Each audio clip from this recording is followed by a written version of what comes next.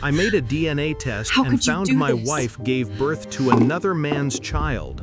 I filed for divorce and vanished. The nurse handed me the envelope. It was thin, lighter than I expected. I stared at it for a long time, not opening it, not breathing, just staring.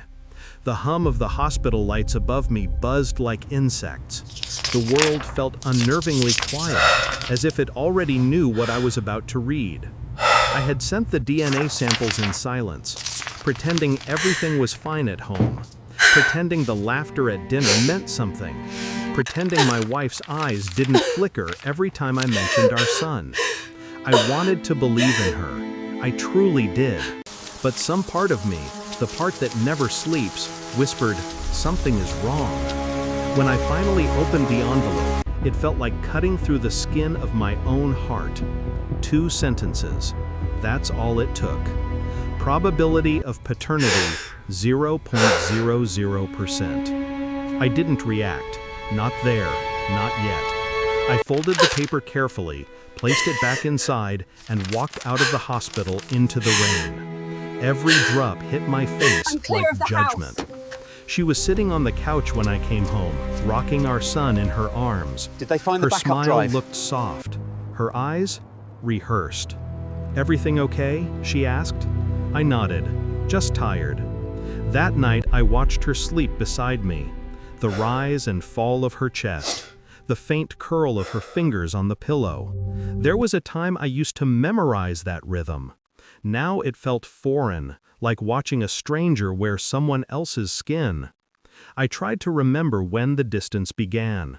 Maybe it was the late meetings, the sudden phone calls, the new perfume that wasn't hers. But denial is a clever parasite. It keeps you calm while it eats you alive. The next morning, I looked at the child. His laughter echoed through the living room, pure, innocent. And yet, it cut me deeper than any betrayal could. He was not mine, but I loved him anyway. That was the cruelest part of all. I didn't confront her, not right away. I played my part, the quiet husband, the predictable routine. She never suspected. But my mind was no longer my own. It was a storm. Every smile she gave, every gentle touch, it all felt rehearsed, staged for my blindness. I began tracing her patterns, the calls she took in the kitchen, the weekends she said she spent with her mother, the forgotten receipts in the car. A name kept appearing, same number, same time of day. It didn't take long to find him, the man whose DNA now lived inside my home. He wasn't remarkable. A coworker, a nothing. And yet, she gave him what was mine, my trust, my life, my bloodline. I watched from a distance, never intervening. Every time she smiled at her phone, I died a little. Every time she lied, I learned to smile better. People think revenge is rage. It isn't. It's patience wearing the mask of calm. The final confirmation came on a Sunday morning. She was humming in the kitchen when I placed the DNA report on the table. No words, no accusations, just paper. She looked at it, laughed nervously. "What's this?" "Read it," I said. My voice was too calm. It scared even me. Her hands trembled before she reached the final line. The color drained from her face.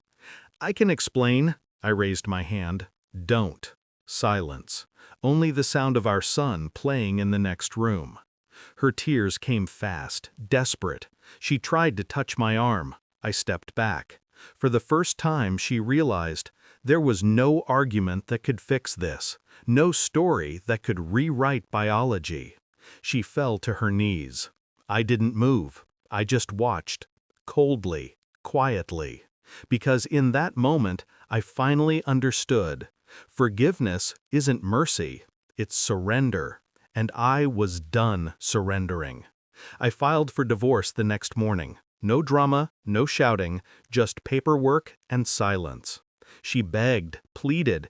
"I made a mistake," she said. "We can still be a family," she said. Her words were smoke, pretty, shapeless, meaningless. I told her I would never expose her. I wouldn't take the child away, but I would vanish. Why? She whispered. I looked at her one last time. Because you already did, I said. I left the keys on the counter, the house behind, and walked out without turning back. People think revenge means destroying someone. They're wrong. True revenge is letting them live, knowing they destroyed themselves. Months later, I moved to another city. No photos, no memories, just silence. Sometimes I wake up in the middle of the night and hear echoes, a laugh that isn't mine, a child's voice calling for someone who doesn't exist. But it passes. Everything does. I've learned that truth doesn't free you, it empties you. And emptiness, strangely, feels like peace. One day, maybe the boy will grow up and wonder where I went. Maybe she'll tell him a story, one where I was the villain. That's fine. I don't exist in her story anymore. I only exist in the truth.